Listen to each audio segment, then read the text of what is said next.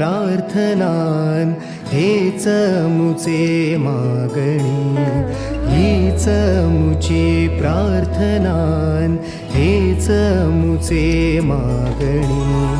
माणसाने माणसाशी माणसा सम वागणे,